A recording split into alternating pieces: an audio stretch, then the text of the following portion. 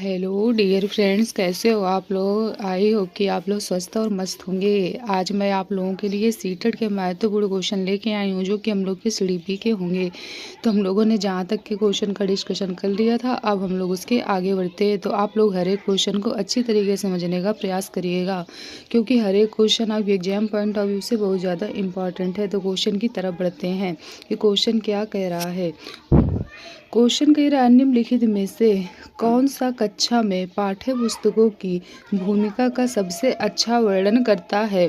Question क्या कह रहा है। क्वेश्चन कह रहा है, निम्नलिखित में से कौन सा कक्षा में पाठ्य पुस्तकों की भूमिका का सबसे अच्छा वर्णन करता है। पहला कह रहा है, वे कक्षा में उपलब्ध संसाधन और संदर्भ सामग्री में से एक है। अगला कह रहा है, वे एक राज्य या राष्ट्र में अधिगम में एक रूपता बनाए रखते हैं। अगला कह रहा है, वे अध्ययन के पाठ्यक्रम के बारे में शिक्षकों और माता पिता को मार्गदर्शन प्रदान करते हैं।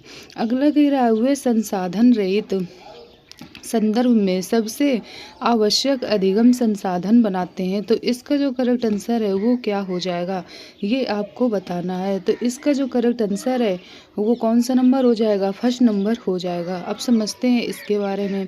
कक्षा शिक्षण में पाठ्य पुस्तकों की भूमिका कक्षा में उपलब्ध संसाधन और संदर्भ सामग्री के रूप में होती है। पाठ्य पुस्तकें शिक्षकों और छात्रों का मार्गदर्शन करती हैं तथा एक सुव्यवस्थित शिक्षण अधिगम प्रक्रिया को प्रोत्साहित करती हैं। अब अगले क्वेश्चन की तरफ बढ़ते हैं कि अगला क्वेश्चन क्या कह रहा है। अगला क्वेश्चन कह रहा है, प्रगतिशील शिक्षा के बारे में निम्नलिखित में से कौन सा कथन बताता है कि शिक्षा स्वयं ही जीवन है। पहला कह रहा है, स्कूल शिक्षा को यथासंभव लंबे समय तक जारी रखना चाहिए। अगला कह रहा है, स्कूलों की आवश्यकता नहीं है, बच्चे अपने जीवन के अनुभवों से सीख सकते हैं। अगला कह रहा है, स्कूलों में शिक्षा सामाजिक और प्राकृतिक दुनिया को प्रतिबंधित करे। अगला कह रहा है, जीवन सच्चा शिक्षक है। तो इसका जो करेक्ट आंसर है वो हो जाएगा हमारा थर्ड नंबर। कौन सा हो जाएगा, थर्ड नंबर हो जाएगा। अब समझते हैं इसके बारे में। शिक्षा स्वयं ही जीवन है, अर्थात शिक्षा मनुष्य को जीवन जीने की कला सिखाती है। इसलिए प्रगतिशील शिक्षा के संबंध में कहा जा सकता है कि स्कूलों में शिक्षा सामाजिक और प्राकृतिक दुनिया को प्रतिबिंबित करे ताकि विद्यार्थी सामाजिक और प्राकृतिक दुनिया में समायोजन और आत्मसातन कर सके। अब अगले क्वेश्चन की तरफ बढ़ते हैं कि अगला क्वेश्चन क्या कह रहा है। अगला क्वेश्चन कह रहा है, निम्नलिखित में से कौन सा विकल्प प्रगतिशील शिक्षा का सबसे अच्छा वर्णन करता है। पहला कह रहा है, करके सीखना, परियोजना विधि, सहयोग से सीखना, थीमेटिक इकाइयाँ, नियमित इकाई परीक्षण और रैंकिंग। अगला कह रहा है, व्यक्तिगत अधिगम, क्षमता समूह बनाना, छात्रों की लेबलिंग। अगला कह रहा है, परियोजना विधि, क्षमता समूह बनाना, रैंकिंग। तो इसका जो करेक्ट आंसर है वो कौन सा नंबर हो जाएगा, फर्स्ट नंबर हो जाएगा। अब आगे समझते हैं कि आगे क्या कहा जा रहा है। कहा जा रहा है, प्रगतिशील शिक्षा शिक्षार्थियों की सक्रिय सहभागिता के सिद्धांत पर आधारित होता है तथा ये भी मानता है कि बच्चे पहले ज्ञान का निर्माण स्वयं करते हैं। इसलिए प्रगतिशील शिक्षा करके सीखने, परियोजना विधि, सहयोग से सीखने तथा गतिविधि द्वारा सीखने पर क्या देता है, बल देता है। अब अगले क्वेश्चन की तरफ बढ़ते हैं कि अगला क्वेश्चन क्या कह रहा है। अगला क्वेश्चन कह रहा है, किसी प्रगतिशील कक्षा की व्यवस्था में शिक्षक एक ऐसे वातावरण को उपलब्ध कराकर अधिगम को सुगम बनाता है जो खोज को प्रोत्साहन देता है या फिर नियामक है। अगला कह रहा है, समावेशन को हतोत्साहित करता है। अगला कह रहा है, आवृत्ति को बढ़ावा देता है। तो इसका जो करेक्ट आंसर है वो क्या हो जाएगा, तो वो हो जाएगा फर्स्ट नंबर। कौन सा हो जाएगा, फर्स्ट नंबर हो जाएगा। हम समझते हैं, प्रगतिशील कक्षा की व्यवस्था में शिक्षक खोज को प्रोत्साहन देकर अधिगम को सुगम बनाता है। अब अगले क्वेश्चन की तरफ बढ़ते हैं। अगला क्वेश्चन कह रहा है, राष्ट्रीय पाठ्यचर्या की रूपरेखा NCF 2005 के अनुसार शिक्षक की भूमिका है। पहला कह रहा है, सत्तावादी, दूसरा कह रहा है, अधिनायक, कि अगला कह रहा है अनुमति परक, अगला कह रहा है सुविधा दाता। तो इसका जो करेक्ट आंसर है वो कौन सा हो जाएगा? सुविधा दाता हो जाएगा। अब समझते हैं इसके बारे में। राष्ट्रीय पाठ्यचर्या की रूपरेखा 2005 एनसीएफ 2005 के अनुसार शिक्षक की भूमिका सुविधादाता के रूप में होना चाहिए। वह बालक के कमियों को दूर करे तथा मैत्रीपूर्ण संबंध बनाए। ये भी आपको याद रखना है। अब अगले क्वेश्चन की तरफ बढ़ते हैं कि अगला क्वेश्चन क्या कह रहा है। अगला क्वेश्चन कह रहा है निम्नलिखित में से कौन सी स्थिति बाल केंद्रित कक्षा कक्ष को प्रदर्शित कर रही है? पहला कह रहा है एक कक्षा जिसमें शिक्षिका नोट लिखा देती है और शिक्षार्थियों से उन्हें याद करने को कहा जाता है। अगला कह रहा है एक कक्षा जिसमें पाठ्य पुस्तक एकमात्र संसाधन होता है जिसका संदर्भ शिक्षिका देती है। अगला कह रहा है एक कक्षा जिसमें शिक्षार्थी समूहों में बैठे और शिक्षिका बारी बारी से प्रत्येक समूह में जा रही है। अगला कह रहा है एक शिक्षिका जिसमें शिक्षार्थियों का व्यवहार शिक्षिका द्वारा दिए जाने वाले पुरस्कार और दंड से संचालित होता है। तो इसका जो करेक्ट आंसर है वो 3rd नंबर हो जाएगा। अब समझते हैं इसके बारे में। बाल केंद्रित शिक्षा के अंतर्गत कक्षा कक्ष का वातावरण तथा पाठ्यक्रम स्वरूप बालक के अनुकूल तैयार किया जाता है ताकि बालक सहज व सरल ढंग से सीख सके। एक कक्षा जिसमें शिक्षार्थी समूहों में बैठे हैं और शिक्षिका बारी बारी से प्रत्येक समूह में जा रही है। इससे पता चलता है कि शिक्षा बालक केंद्रीय है, न कि शिक्षिका या पाठ्यक्रम केंद्रित। अब अगले क्वेश्चन की तरफ बढ़ते हैं कि अगला क्वेश्चन क्या कह रहा है। अगला क्वेश्चन कह रहा है बाल केंद्रित शिक्षा शास्त्र का अर्थ है। तो बाल केंद्रित शिक्षा शास्त्र का क्या अर्थ है, ये आपसे क्वेश्चन पूछा गया है। पहला कह रहा है बच्चों को नैतिक शिक्षा देना। अगला कह रहा है बच्चों को शिक्षक का अनुगमन और अनुकरण करने के लिए कहना। अगला कह रहा है बच्चों की अभिव्यक्ति और उनकी सक्रिय भागीदारी को महत्व देना।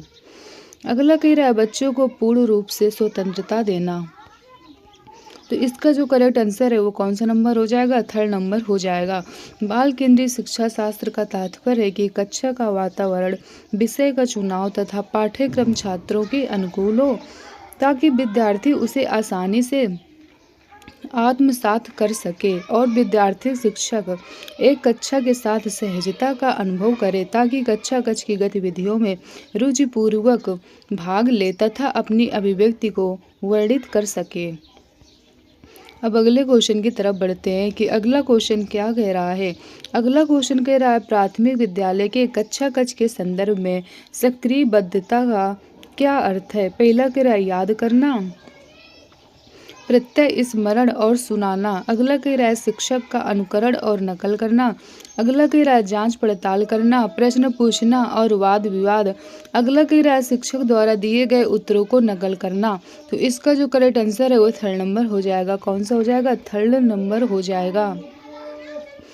प्राथमिक विद्यालय के कक्षा कक्ष के संदर्भ में सक्रियबद्धता का अर्थ है कि शिक्षक द्वारा किए गए कार्यों में क्रमबद्धता हो जिससे कार्यों की तारतम्यता बनी रहती है तथा अधिगम कार्य सुगमता पूर्वक होता रहे। सक्रियबद्धता का क्रम है जांच पड़ताल करना, प्रश्न पूछना और वाद विवाद। ये क्या? ये क्रम है। अब अगले क्वेश्चन की तरफ बढ़ते हैं। अगला क्वेश्चन कह रहा है बच्चे। अब समझते हैं कि क्या बच्चे। पहला कह रहा है जिज्ञासु प्राणी होते हैं जो अपने चारों ओर के जगत को खोजने के लिए अपने ही तर्कों और क्षमताओं का उपयोग करते हैं। अगला कह रहा है चिंतन में वयस्कों की भांति होते हैं और ज्यों ज्यों वे बड़े होते हैं उनके चिंतन में गुणात्मक वृद्धि होती है। अब आगे क्या कहा है? आगे क्या कह रहा है? आगे समझते हैं। आगे कह रहा है रीते बर्तन के समान होते हैं जिसमें बड़ों के द्वारा दिया गया ज्ञान भरा जाता है। अगला कह रहा निष्क्रिय जीव होते हैं जो प्रदत्त सूचना को ज्यों की त्यों प्रतिलिपि के रूप में प्रस्तुत कर देते हैं। तो इसका जो करेक्ट आंसर है वो 1st नंबर हो जाएगा। कौन सा हो जाएगा? 1st नंबर हो जाएगा। समझते हैं क्या कहा जा रहा है। कहा जा रहा है बच्चे जिज्ञासु होते हैं जो अपने चारों ओर के जगत को खोजने के लिए अपने तर्कों और क्षमताओं का उपयोग करते हैं। शुरू में शिशु तत्कालिक प्रत्यक्षीकृत वातावरण के प्रति अनुक्रियाएं करता है तथा फिर धीरे धीरे इन व्यवहारों को आत्मसात करते हुए विकसित होता है। अब अगले क्वेश्चन को समझते हैं। अगला क्वेश्चन कह रहा है बच्चों में ज्ञान की रचना करने और अर्थ का निर्माण करने की क्षमता होती है। इस परिप्रेक्ष्य में एक शिक्षक की भूमिका है, तो एक शिक्षक की क्या भूमिका है ये आपसे पूछा गया है। पहला कह रहा है तालमेल बैठाने वाले की, अगला कह रहा है संप्रेषक और व्याख्याता की, अगला कह रहा है सुगमकर्ता की, अगला कह रहा है निर्देशक की। तो इसका जो करेक्ट आंसर है वो क्या हो जाएगा, तो वो हो जाएगा सुगमकर्ता की। क्या हो जाएगा, सुगमकर्ता की हो जाएगा। बच्चों में ज्ञान की रचना करने तथा अर्थ का निर्माण करने की क्षमता विकसित करने के लिए शिक्षक को सुगमकर्ता की भूमिका अदा करनी चाहिए, जिससे बालक उनके संपर्क में रहकर अपनी समस्याओं को बिना संकोच के कह सके। अब अगले क्वेश्चन की तरफ बढ़ते हैं। अगला क्वेश्चन कह रहा है बाल केंद्रित शिक्षा में शामिल है, तो बाल केंद्रित शिक्षा में क्या शामिल है ये आपसे क्वेश्चन पूछा गया है। बच्चों के लिए हस्तपरक गतिविधियां, अगला कह रहा है बच्चों का एक कोने में बैठना, अगला कह रहा है प्रतिबंधित परिवेश में अधिगम, अगला कह रहा है वे गतिविधियां जिनमें खेल शामिल नहीं होते। तो इसका जो करेक्ट आंसर है वो फर्स्ट नंबर हो जाएगा। बालक की रुचियों, प्रवृत्तियों तथा क्षमताओं को ध्यान में रखकर शिक्षा प्रदान करना ही बाल केंद्रित शिक्षा कहलाती है। इसमें निम्नलिखित प्रमुख सिद्धांत हैं। अब कौन कौन से सिद्धांत हैं उनके बारे में समझते हैं। पहला कह रहा है बालकों को क्रियाशील रखकर शिक्षा प्रदान करना, बालक की शिक्षा उद्देश्य परक हो। अगला कह रहा है बालक की योग्यता व रुचि के अनुसार विषय वस्तु का चयन होना चाहिए कि बच्चा कैसा है उसी हिसाब से क्या होना चाहिए, विषय वस्तु का चयन करना चाहिए। अगला कह रहा है रचनात्मक कार्य जैसे हस्तकला आदि के द्वारा शिक्षण। अगला कह रहा है पाठ्यक्रम को छोटे छोटे हिस्सों में बांटकर शिक्षण, ये भी आपको याद रखना है। अब अगले क्वेश्चन को समझते हैं। अगला क्वेश्चन कह रहा है एक प्रभावशाली अध्यापिका होने के लिए यह महत्वपूर्ण है, तो क्या महत्वपूर्ण है ये आपसे पूछा गया है। पहला कह रहा है पुस्तक से उत्तरों को लिखाने पर बल देना, अगला कह रहा है समूह गतिविधि के बजाय वैयक्तिक अधिगम पर जोर देना, वैयक्तिक अधिगम पर ध्यान देना, अगला कह रहा है विद्यार्थियों के द्वारा प्रश्न पूछने के कारण उत्पन्न व्यवधान की अनदेखी करना, अगला कह रहा है प्रत्येक बच्चे के संपर्क में रहना। तो इसका जो करेक्ट आंसर है वो क्या हो जाएगा, डी नंबर हो जाएगा। एक प्रभावशाली अध्यापिका होने के लिए जो सबसे महत्वपूर्ण योग्यता होती है वह है प्रत्येक बच्चे के संपर्क में रहना तथा उनकी परेशानियों को जानना एवं उसे हल करना। ये तभी संभव है जब अध्यापिका प्रत्येक बच्चे के क्या होगा, संपर्क में रहेगी कि कौन बच्चा क्या कर रहा है। अब अगले क्वेश्चन की तरफ बढ़ते हैं। अगला क्वेश्चन कह रहा है बच्चों के अधिगम को सुगम बनाने के लिए अध्यापकों को एक अच्छे कक्षाई परिवेश का सृजन करने की आवश्यकता होती है। इस प्रकार के अधिगम परिवेश का सृजन करने के लिए नीचे दिए गए कथनों में से कौन सा सही नहीं है। पहला कह रहा है बच्चे के प्रयासों को स्वीकृति, अगला कह रहा है अध्यापकों के अनुसार कार्य करना, अगला कह रहा है बच्चे को स्वीकार करना, अगला कह रहा है अध्यापक का सकारात्मक रुख। तो इसका जो करेक्ट आंसर है वो क्या हो जाएगा, तो ये हो जाएगा सेकंड नंबर। बच्चों के अधिगम को सुगम बनाने के लिए अध्यापकों को एक अच्छे कक्षाई परिवेश का सृजन करने की आवश्यकता होती है, जिसके अंतर्गत बच्चों के द्वारा किए गए प्रयासों को स्वीकृत देना एवं उन्हें उस कार्य के लिए और ज़्यादा उत्साहित करना। इसके लिए उन्हें बच्चों के साथ रहकर उन्हें स्वीकार करना होगा एवं अध्यापक को अपने रुख को बच्चे के प्रति सकारात्मक रखना होगा। यदि अध्यापक अपने अनुसार बच्चों से कार्य करवाता है तो इससे बच्चे के ऊपर मानसिक प्रभाव पड़ता है। ठीक, अब अगले क्वेश्चन की तरफ बढ़ते हैं। अगला क्वेश्चन कह रहा है प्रगतिशील शिक्षा के संदर्भ में निम्नलिखित में से कौन सा कथन जॉन ड्यूवी के अनुसार समुचित है। पहला कह रहा है कक्षा में प्रजातंत्र का कोई स्थान नहीं होना चाहिए, अगला कह रहा है विद्यार्थियों को स्वयं ही सामाजिक समस्याओं को सुलझाने में सक्षम होना चाहिए, अगला कह रहा है जिज्ञासा विद्यार्थियों के स्वभाव में अंतर्निहित नहीं है, अपितु इसका कर्षण संवर्धन करना चाहिए। अगला कह रहा है कक्षा में विद्यार्थियों का निरीक्षण करना चाहिए, ना कि सुनना चाहिए। तो इसका जो करेक्ट आंसर है वो सेकंड नंबर हो जाएगा। कहा जा रहा है कि प्रगतिशील शिक्षा के संदर्भ में जॉन डेवी के अनुसार विद्यार्थी को स्वयं भी सामाजिक समस्याओं को सुलझाने में सक्षम होना चाहिए, ताकि किसी कठिन परिस्थिति में उसे किसी के सहारे की आवश्यकता न पड़े और सहजता से अपनी परेशानी का हल निकालने में क्या हो, सक्षम हो सके। अब अगले क्वेश्चन की तरफ बढ़ते हैं। अगला क्वेश्चन कह रहा है केमा सीबीएसई द्वारा अपनाए प्रगतिशील शिक्षा के प्रतिमान में बच्चों का समाजीकरण जिस प्रकार से किया जाता है उससे अपेक्षा की जा सकती है कि, तो क्या अपेक्षा की जा सकती है, ये आपसे पूछा गया है। कहा जा रहा है कि वे समय नष्ट करने वाली सामाजिक आदतों या प्रकृति का त्याग करें तथा सीखें कि किस प्रकार अच्छी श्रेणियाँ पाई जा सकती हैं। Score good grades. अब आगे समझते हैं। आगे कहा जा रहा है कि वे सामूहिक कार्य में सक्रिय भागीदारिता का निर्वाह करें तथा सामाजिक कौशल सीखें। अगला कह रहा है वे बिना प्रश्न उठाए समाज के नियमों विनियमों का अनुपालन करने के लिए तैयार हो सकें। आगे कहा जा रहा है किसी भी प्रकार की सामाजिक पृष्ठभूमि होते हुए भी वह सब स्वीकार करें जो उन्हें विद्यालय द्वारा प्रदान किया जाता है। तो इसका जो करेक्ट आंसर है वो क्या हो जाएगा, ये आपसे पूछा गया है।